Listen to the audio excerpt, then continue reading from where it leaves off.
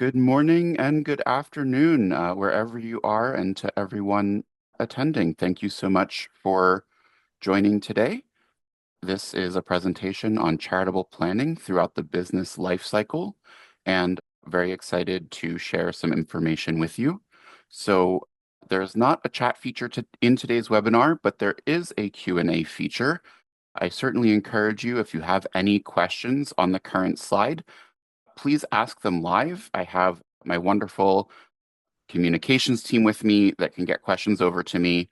Something that I would say about this deck, as is the case in lots of financial planning, if slide 1 doesn't make sense, slide 7's really going to be confusing.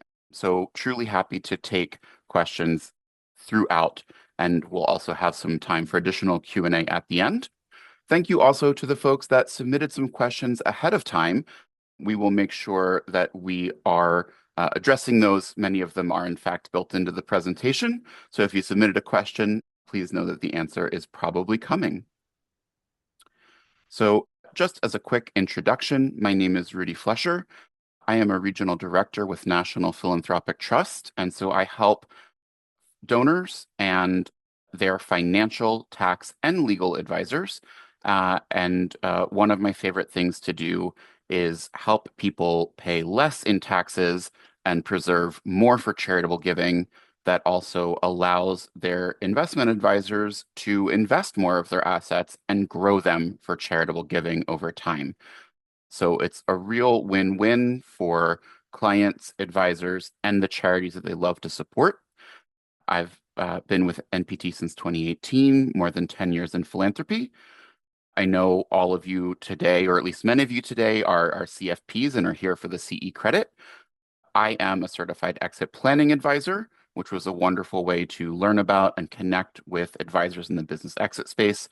And I'm also a chartered advisor in philanthropy.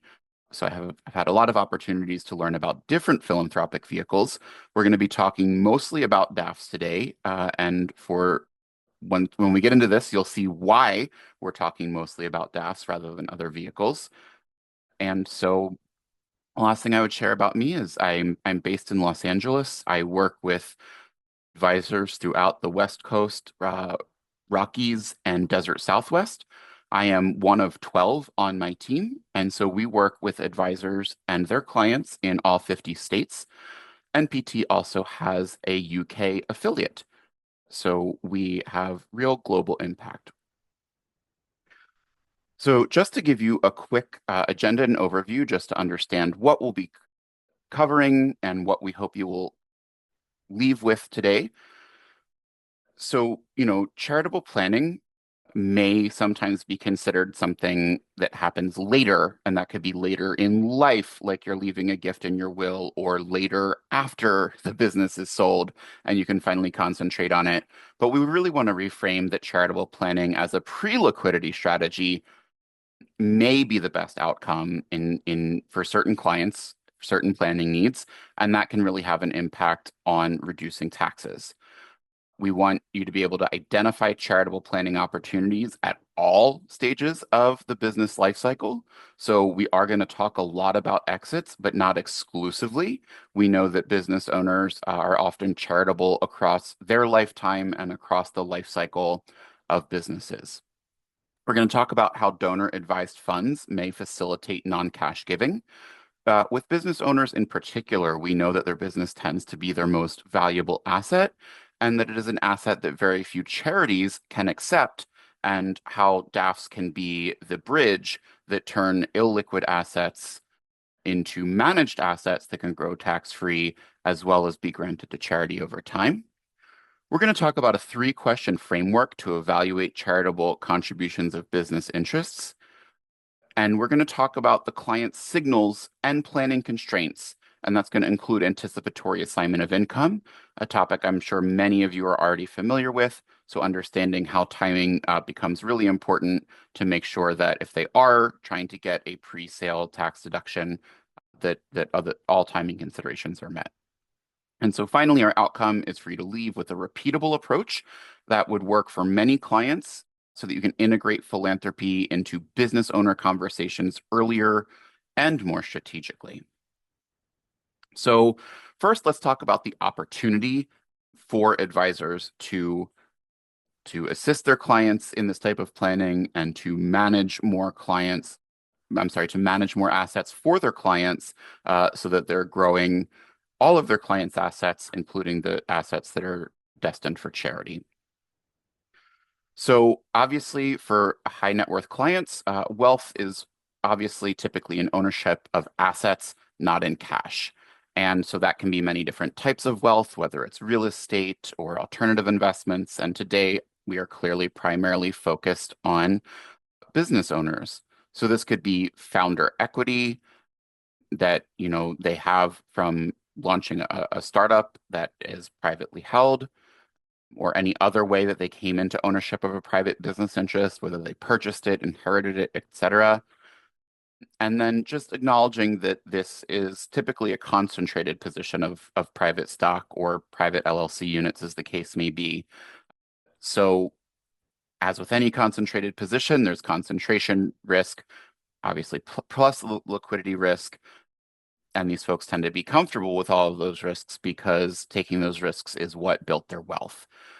That said, when there is a sale, whether it's partial or full, and no matter who the buyer might be, could be IPO, private equity, ESOP, really anything, that becomes an opportunity for pre-sale planning to have the best possible outcomes, including diversification on the other side.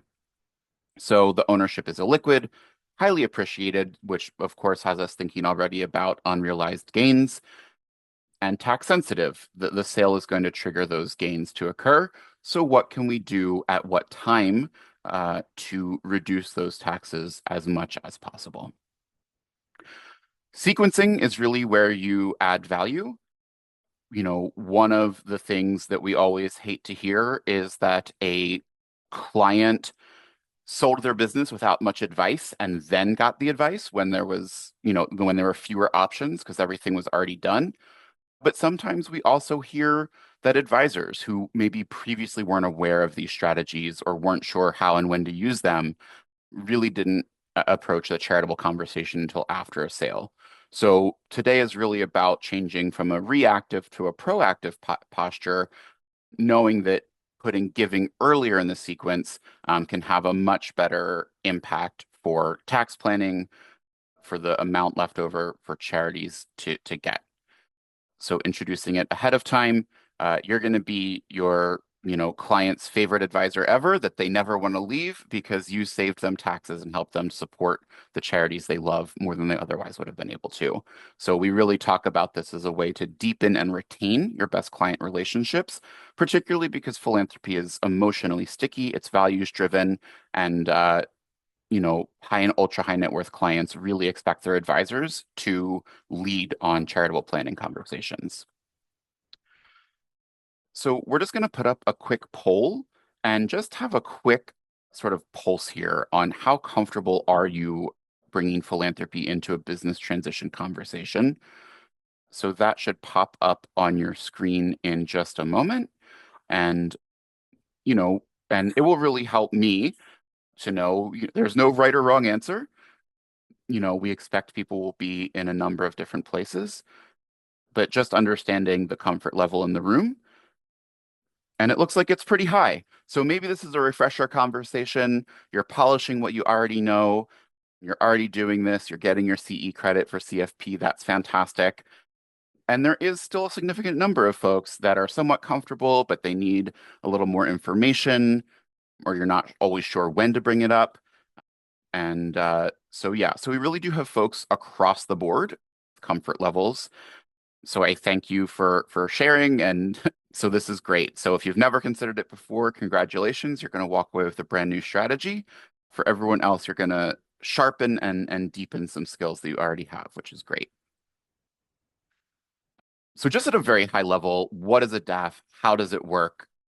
A donor advised fund is one of several giving charitable vehicles. So, if people need income from their business sale and want to do charity, they might consider something like a charitable remainder trust.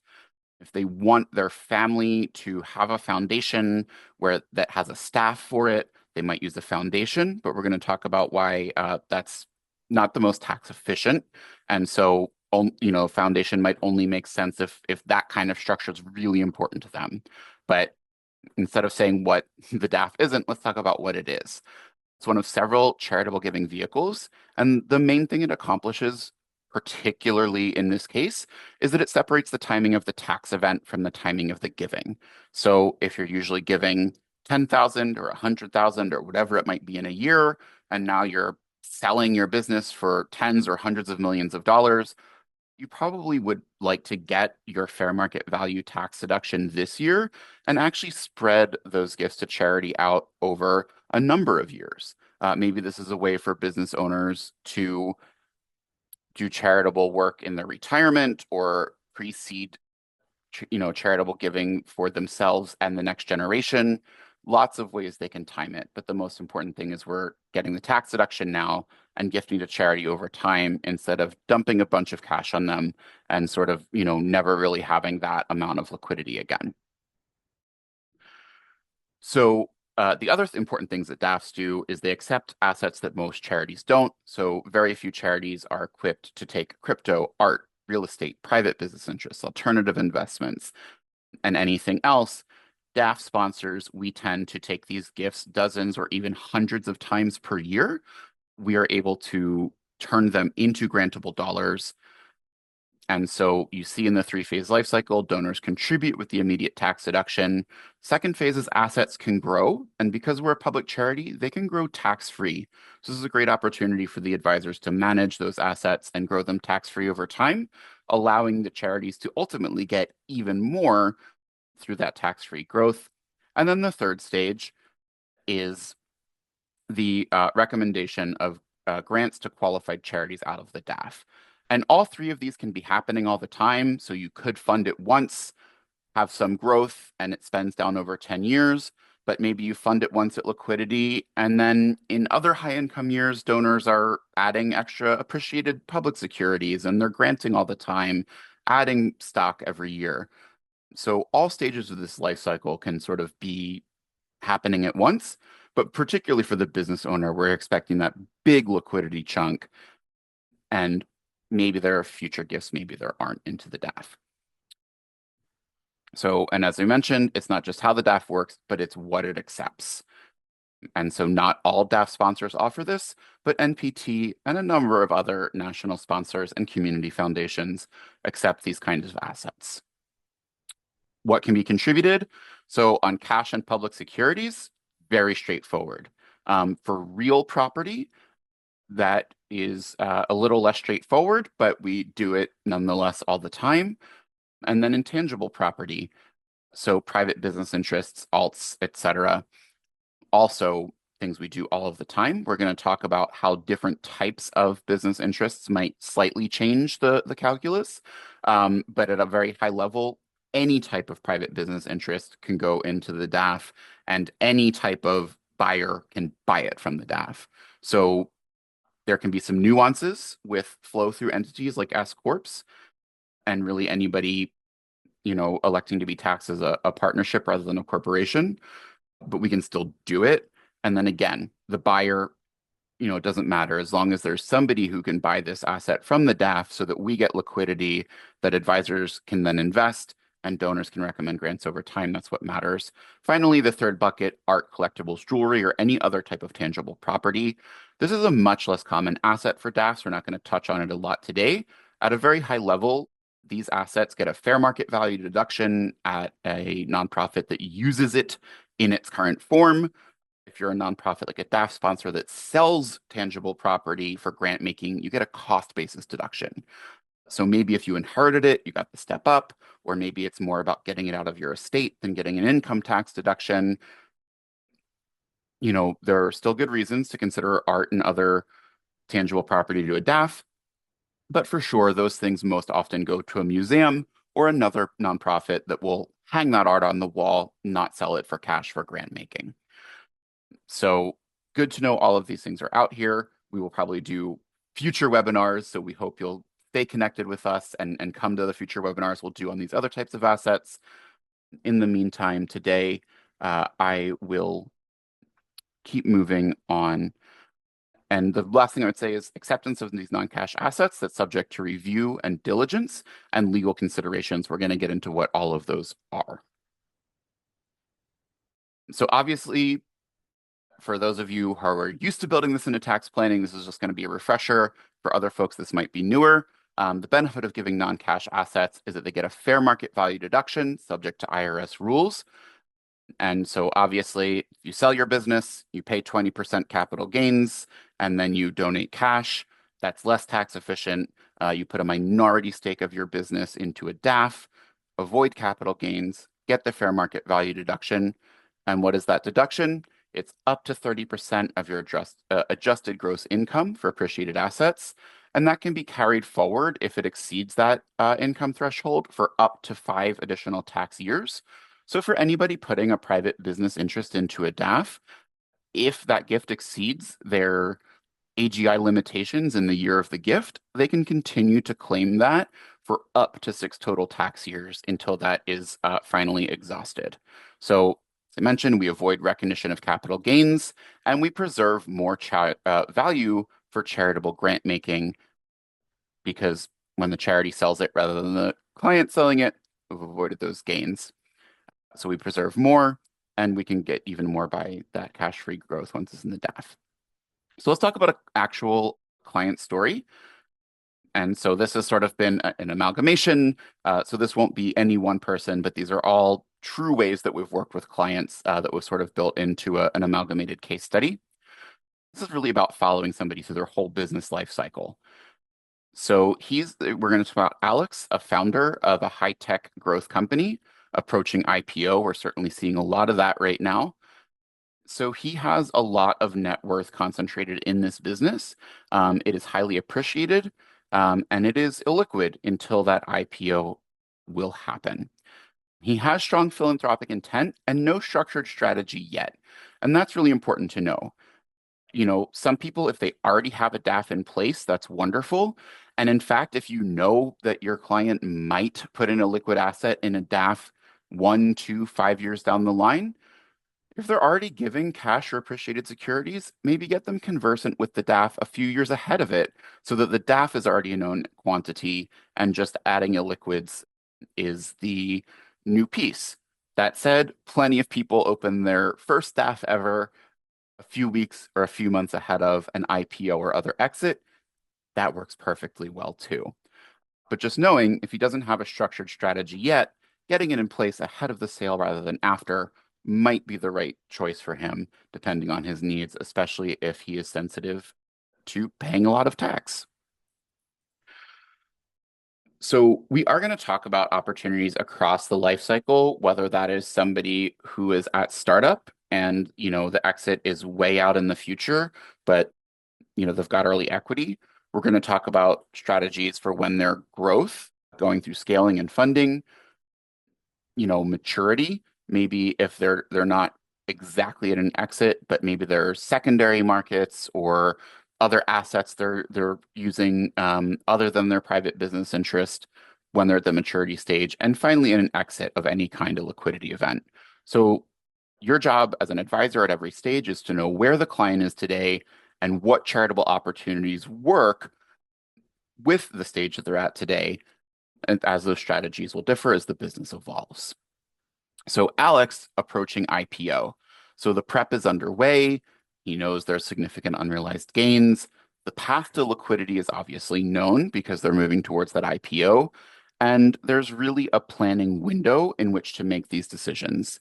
And so the key question here is, does it make the most sense to incorporate philanthropy before or after the liquidity event? Can be reasons to do it after, but it'll always be less tax efficient. So those reasons have to be compelling enough to outweigh the tax benefit to say we're going to do it after. Or if the client doesn't give you enough time and you just simply can't get it done before an exit, that's when we would look for after. So sell or donate first. So basically option 1, sell and donate. you're going to sell, realize cap gains, have less to contribute from the net of tax proceeds with less available for charity. And since that's going to be cash that all goes to charity, probably in a lump sum, there's really nothing for the advisor to invest that doesn't enjoy the tax-free growth so that charities get even more over time other than that first initial amount. Option two, donate then sell. So minority of his ownership goes into the DAF. Capital gains are generally avoided, particularly if it's a C corp or anything else taxed as a corporation. We'll get a little more into unrelated business income tax that would be paid when a charity sells an S corp or other flow through entity, but it's still, that it does prevent the client from realizing those gains, and there can be some strategies on the charity side to keep that U bit lower as well. And so with that donation, they will get a fair market deduction for the fair market value on the date that it was donated. They'll need a qualified appraisal for that because there's no public pricing, obviously, for a private company. We'll get more into the qualified appraisal later. So, pre-IPO stock goes in. Once we know that there's probably going to be a blackout window where we're not selling. And then after that, the donor may make a recommendation to hold that and have that grow as a single stock. They may make a recommendation that it be liquidated and diversified. Not all DAF sponsors are willing or able to hold a concentrated position. So if that is something your client is looking to do, I would encourage you to have a conversation with the sponsor or sponsors they're considering working with and making sure that their policies and procedures work for your client at all stages, from gifting to investing to grant making. Similarly, some DAFs grant only in the US. Others will engage the necessary legal diligence processes to donate internationally. So when you know your client maybe has some more complexity, certainly bring that up earlier with your charitable planner at NPT or other similar DAF sponsors to make sure that the person and the org you're talking to works for your client. So after the IPO, planning still continues. The stock is now public. That donor is still going to have most of their wealth concentrated. They are likely subject to trading restrictions, certainly post-IPO. If they are a control person and Rule 144 now will apply to this stock, that's an additional nuance. Again, many DAF sponsors accept and can diligence Rule 144 stock. Not all will. So if they're going to be a control person afterwards, make sure that the sponsor you're working with can accommodate that type of gift as well, if your client might eventually also donate restricted and control public stock during blackout windows when they're allowed to do so. And of course, we know the income is going to vary year to year, and as well as the wealth just moving with the market. So now that it's public, there's an ongoing strategy. You can contribute appreciated shares over time. So this can be a great way to continue to get fair market value deductions in any high income year where they want to reduce their, capital gains and their income tax. This, and you can also reduce your concentration tax efficiently. So if they're diversifying their concentrated portfolio, then the other thing that they can do is make charitable contributions concurrently with that to have a more tax efficient diversification and rebalance of their portfolio. So that is, a way that the DAF becomes an ongoing planning vehicle, not just the thing that happens once when there's an IPO, a sale to private equity, or what have you. So where is Alex today? We know there are increasingly a lot of founders that exit and go right back into the startup cycle. They're serial entrepreneurs, they're passionate, they're brilliant, they're looking to create wealth for themselves and their communities and their employees with all of their incredible ideas. And so, Alex is right back in a new startup. This is a different moment and it's a different philanthropic opportunity. probably he's not going to be thinking about donating private shares in this new company.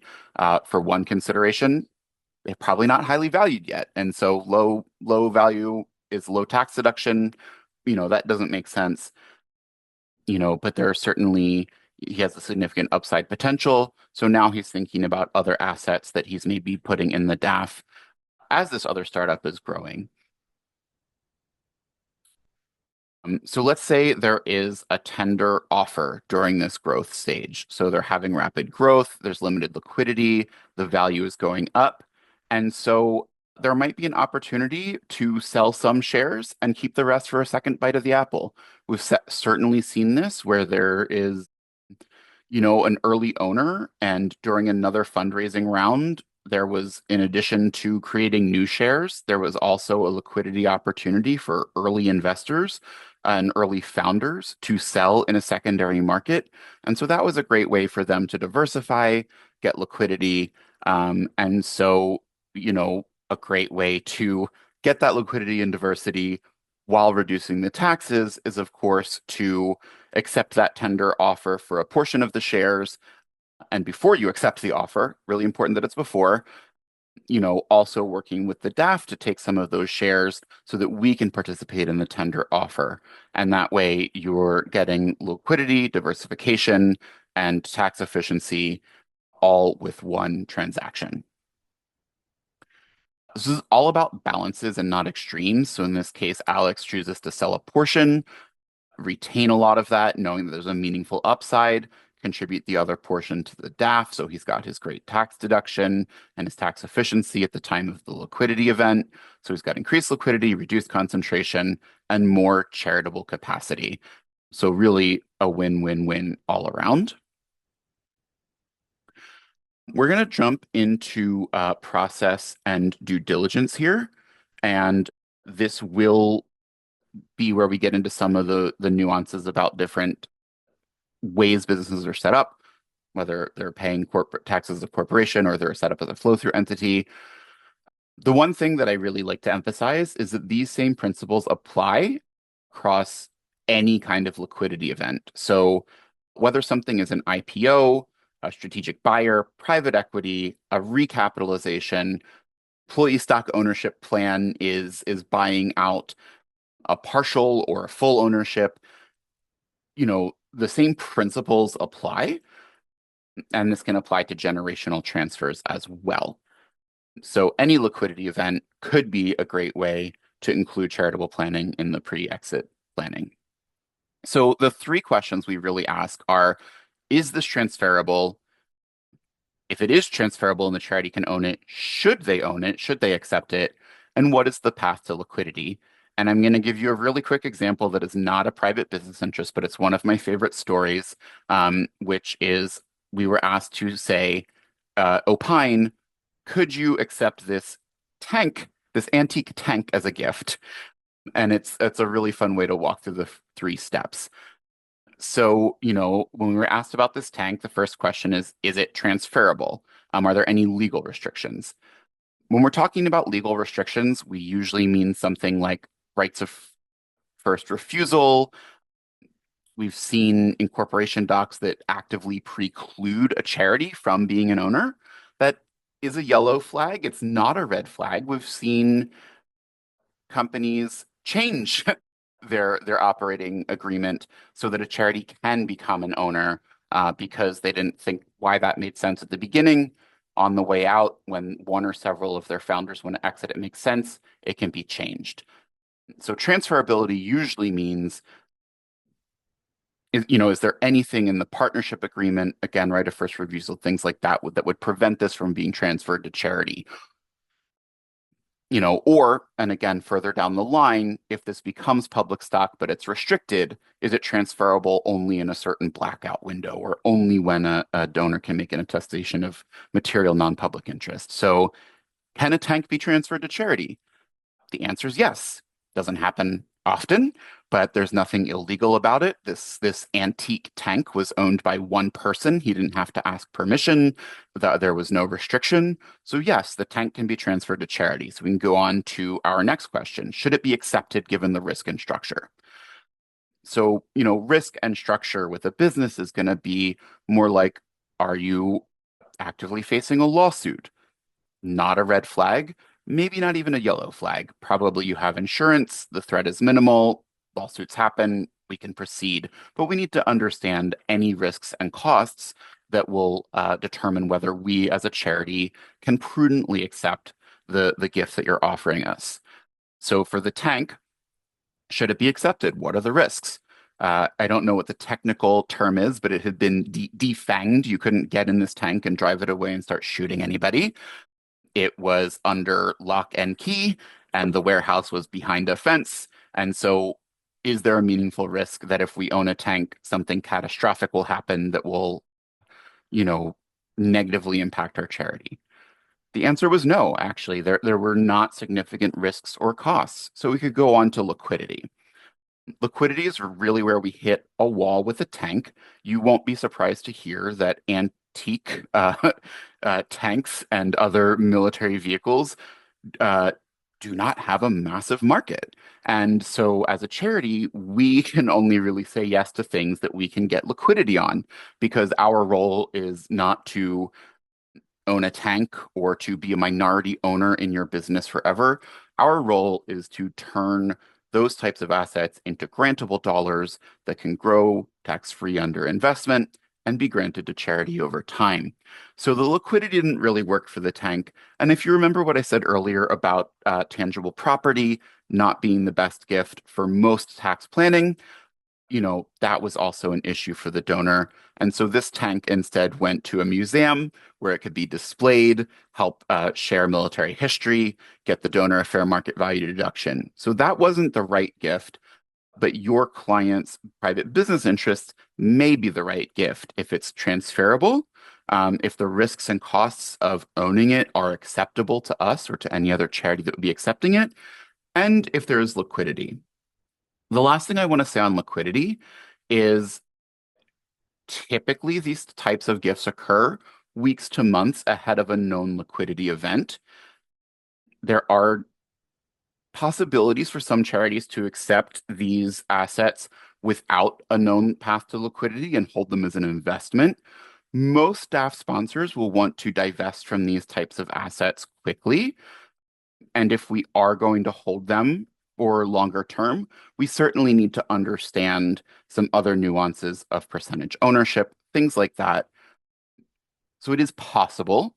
And again, if that is a thought, please have a deep conversation with one or several DAF sponsors that you're considering working with.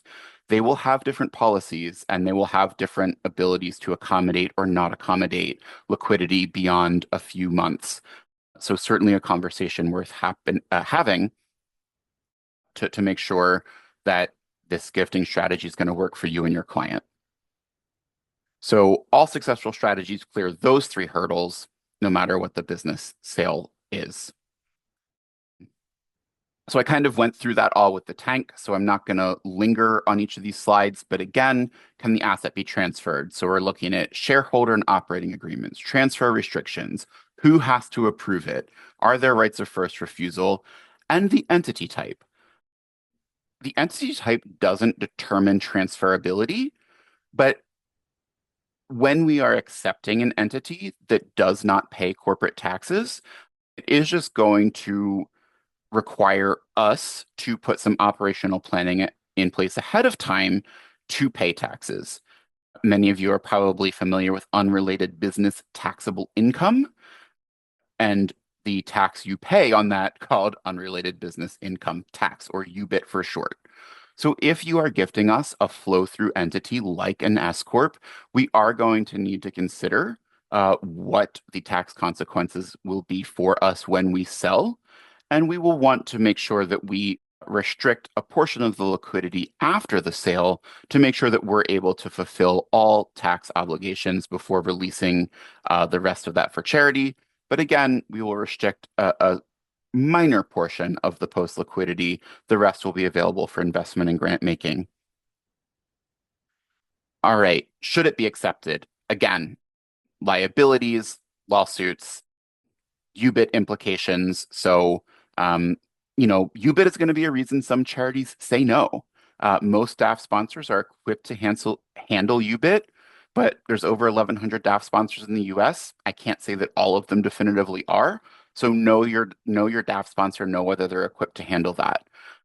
Understanding the ownership stake and the governance, obviously very important. Excess business holdings. So essentially, if we're going to be owning more than 2%, we really need to deeply understand how much we plus the donor plus their family and any trusts or other related entities will own. Below 2%, we're in a safe harbor. Above 2%, we have to ask some questions. And if the questions answer in the way that says, yes, the IRS would consider this an excess business holding, we will then have a legally enforced 5-year time period during which we have to liquidate. So that becomes an important consideration. If we're below those limits in total or below the 2% safe harbor, we really don't have to think about that. So that if we get something, there were buyers waiting in the wings that fell through, we're going to hold it longer than we thought. If there's no business holdings, excess business holdings questions, we're good. If there are excess business holdings questions, that donor is really going to need to help us understand how can we get liquidity in 5 years or less so that neither we nor they are running afoul of the service. So the structure matters a lot, and not every appreciated asset is automatically a good charitable asset, but for all types of business, no matter how they're organized, they can be, as long as the overall, risk and cost profile makes sense to us or any other charity accepting them. And then liquidity, will it convert to impact? 99.9% of illiquid gift conversations are with wonderful intent, and every once in a while it's very clear that somebody's trying to dump something on you that they want off their books, that will never sell, that will never convert to impact, and that's going to be a gift that we decline.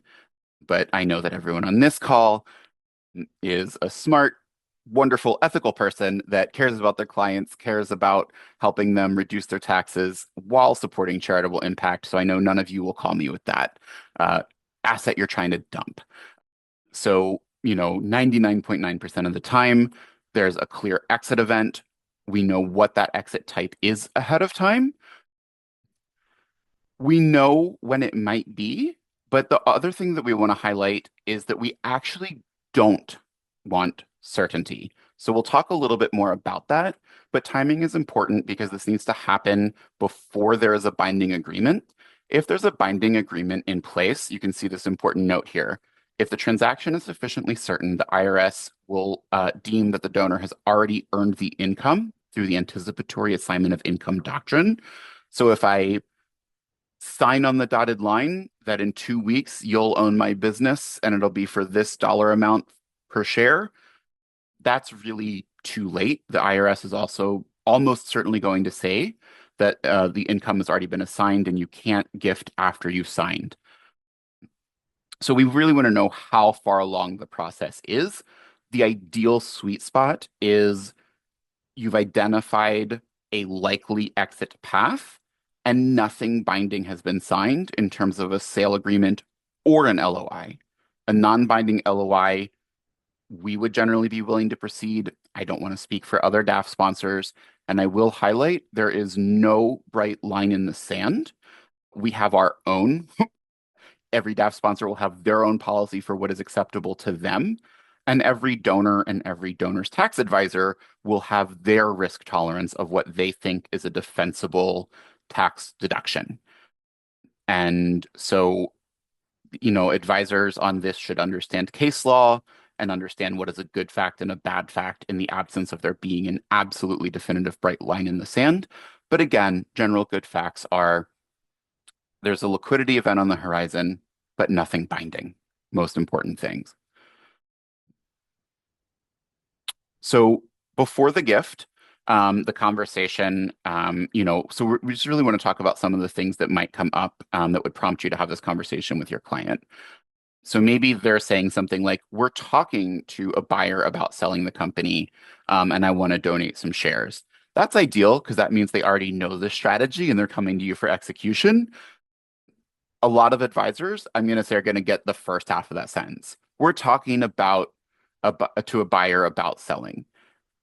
What do you think? And this is where, especially if they don't know the second half, that you're able to jump in and say, hey, is this the right buyer? Is this the right time? And if it is, what are the strategies, charitable and otherwise, that we can put in place for income tax planning, estate tax planning, setting up trusts for your kids, funding 529s? There's a million planning considerations. I'm an expert in exactly one of them, unlike you on the call who are conversant with many. But this is really the time that they might say something like we're talking to a buyer. I will flag that lots of times sales offers come in unexpectedly. So I strongly recommend talking to your client about high level exit strategies, even if they're not thinking of selling, because when that too good to pass on offer comes in and they want to move fast, having them conversant with this strategy before that surprise offer even comes in is going to set you up for a much more successful and tax efficient exit.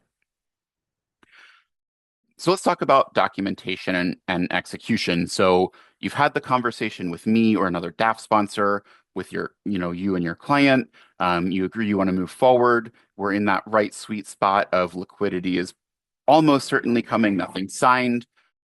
So then we're actually going to kick off diligence. And so on average, I would say that it might take 2 to 4 weeks to diligence a private business interest. I We always try to move at the pace of a gift. I think most staff sponsors would say the same.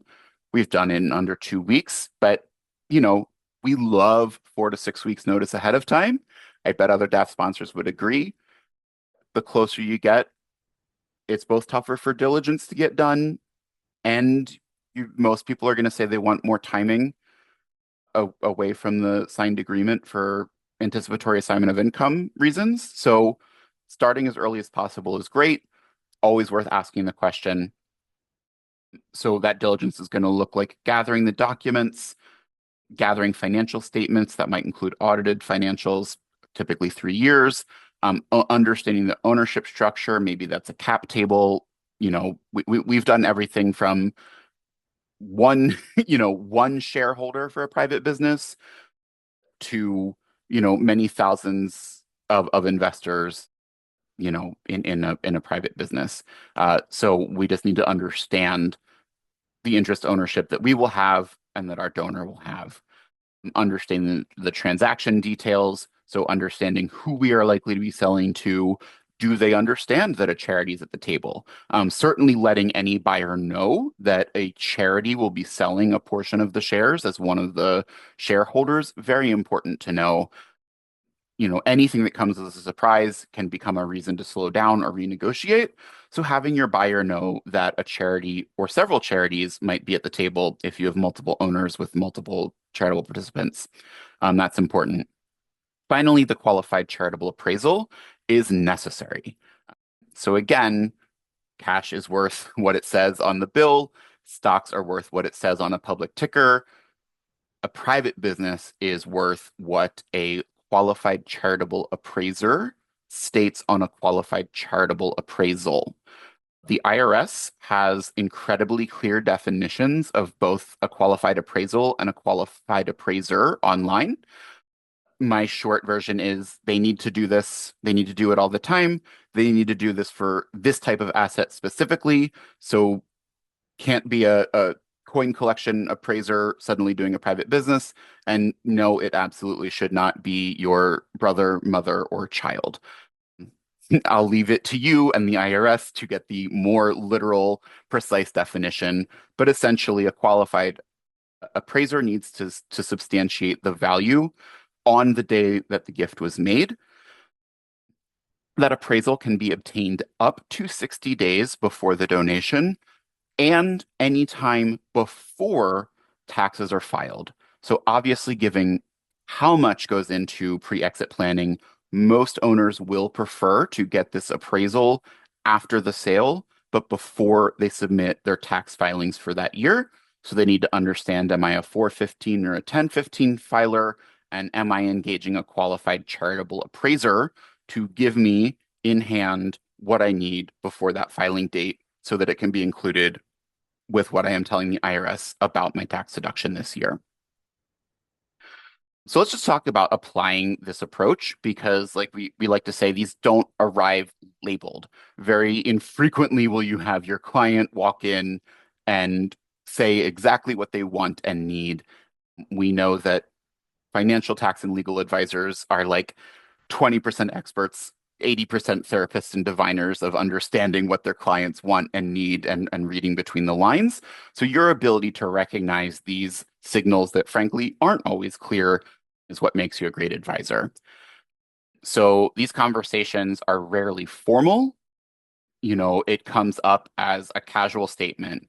We're thinking about an IPO, we're exploring a recap, we really want to give more to our church or our alma mater or wildfire relief, as I'm thinking in Los Angeles, so maybe they're not even talking about the business exit at all. They're just talking about charitable planning, and you have an opportunity to help them give more, but really build that holistically into the financial tax and wealth plan in a way that is far more elegant than, okay, I've budgeted this much and you can, do an extra 10,000 this year, right? We've had interest from a buyer. We're thinking about succession, all things to bring up, um, or all things that your clients might say. So each of those should trigger the thought, hey, there could be a charitable planning opportunity built into this, in addition to the other strategies you're going to bring. When you engage early, you can create more options because the key constraint is really that timing of making sure this is all buttoned up before anything is signed, when it's still available to them. So where you add the value, it's not just the technical knowledge, it's the orchestration across disciplines. The Exit Planning Institute has done some really interesting research. It has shown, I think 10 years ago, the CPA was the most trusted advisor and the financial advisor was second. That has now flipped. So certainly everybody at the exit planning table should know their role and who the quarterback is. And we will say that the financial advisor or tax advisor is going to be the quarterback most of the time. So the ability of those advisors to identify the opportunity, ask better questions that drill down from I want to give more to when is liquidity happening? When are your big tax events? When can we put the plan in place to make that the best possible version? Coordinating the specialists. So they may be looking to you to bring in tax, legal, and philanthropic expertise. That philanthropic expertise might look like a DAF sponsor like NPT or another national or community sponsor. It might look like actual philanthropic advisors that do research on how they can give their money after it is in a vehicle like a DAF. NPT does that. Many financial advisors do that, or I'm sorry, philanthropic advisors do that.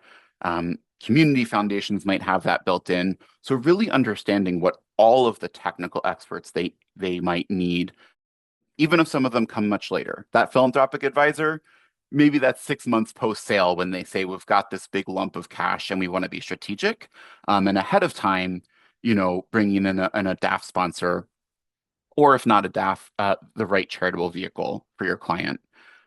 And then driving that execution. Obviously, the quarterback needs to drive this whole thing, coordinate and get it across the line. So I will say that financial advisors working hand in hand with a DAF sponsor can make this a really efficient, fast-moving process. So from liquidity to impact, obviously, once money is in a DAF, or in another charitable vehicle like a CRT or private foundation. I'm going to touch a little more on those and when they might be used. That you get a growing pool of philanthropic capital that grows tax-free. There's the ability to explore impact investments if they want to make those dollars work twice, so they can do an impact investment, realize the returns, and grant that. They can also invest in pretty traditional, things that are already on your investment platforms. Having this in a vehicle helps it be more strategic. They can do things like set up recurring grants. They can ask their DAF sponsor to enter into a grant agreement with a charity that might have things like a 5-year recurring grant, but only after certain impact reporting. So they can really be as intentional as they want. DAFs are very simple vehicles that can grow to do very complex things depending on the need. whether it's the person who logs onto their DAF portal once a year and sends money to five charities in December, or somebody who is negotiating naming rights at a university, doing recurring grants, doing recoverable grants. Again, this is a great opportunity for you to understand your client's philanthropic intent and whether the DAF sponsor you're engaging offers the complexity that matches their needs or not. And finally, this is a platform for family involvement and legacy. You know, certainly I know that you all love to serve your clients in holistic ways. And additionally, we know that there's a lot of advisor turnover from one generation to the next. And so having an advisor that engages the family on their legacy and engages the next generation as part of that is more likely to deepen and retain not only their best client relationships at the time of a business exit or other liquidity event, but also retain that family, loyalty to you and to your practice over generations because you are helping them make impact across generations. So key takeaways, timing is super important. And so making sure if you want to do a DAF or a CRT that it's way, not way ahead of time, but weeks to months ahead of time and getting your clients information early so that they can know what to expect. Business interests cannot be great charitable assets. Private or public shares, not just cash, can fund giving, plus lots of other things like we talked about, like real estate, alternatives, etc.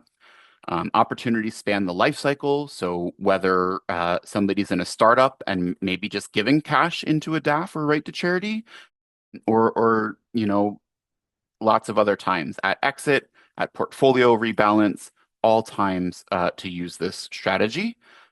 Execution requires a process.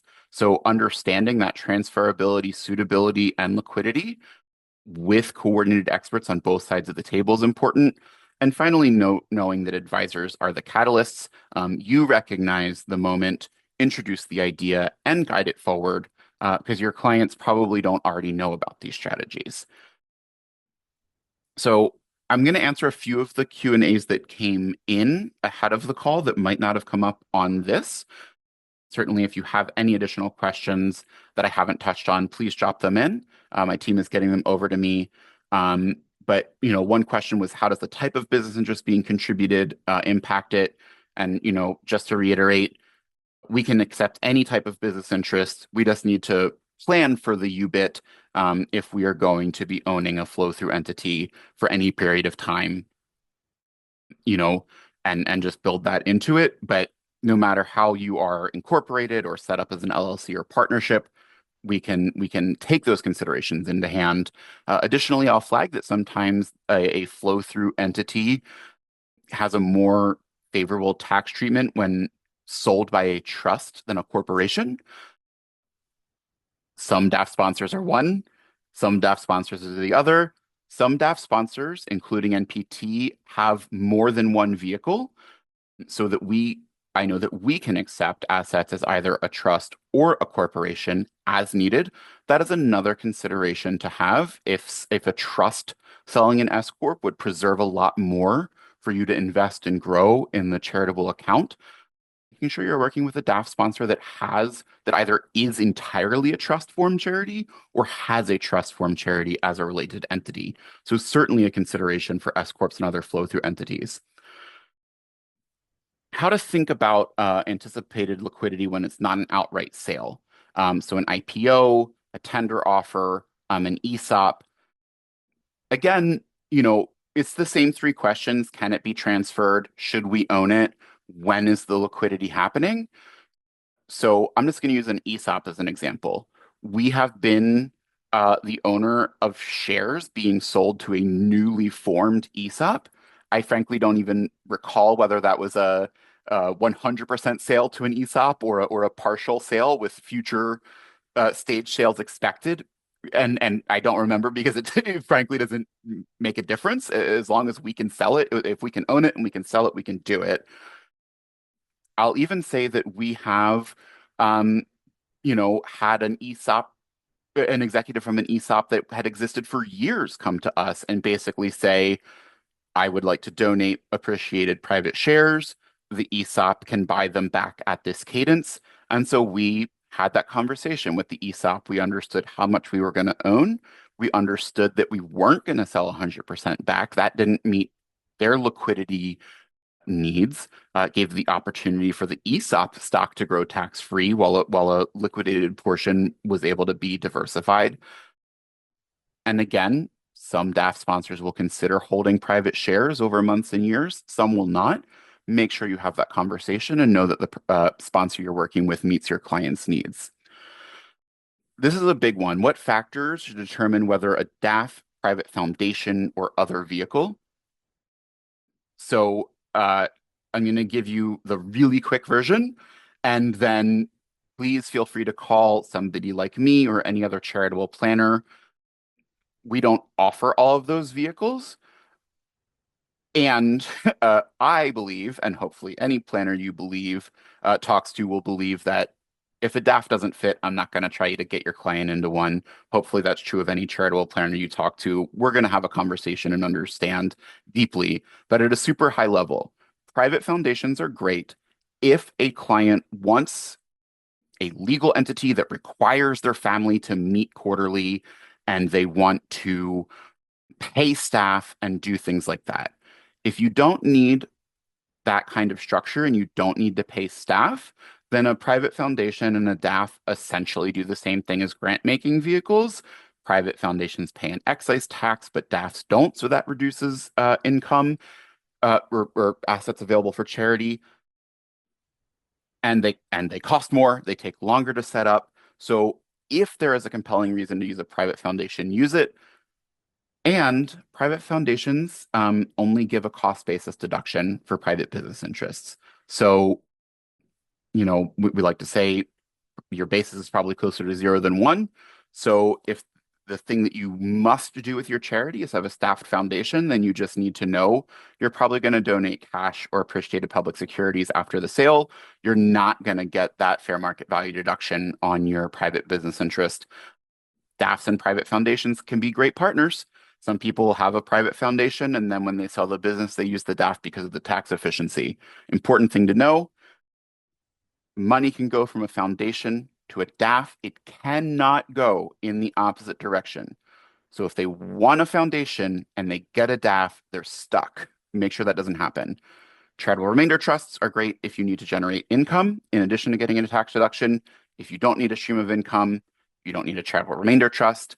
Charitable lead trusts tend to be used to pass assets in a tax efficient way to heirs while generating a charitable lead. Again, these can go well together. The charitable lead trust can pay into a DAF or a private foundation so that that is then a flexible vehicle over time.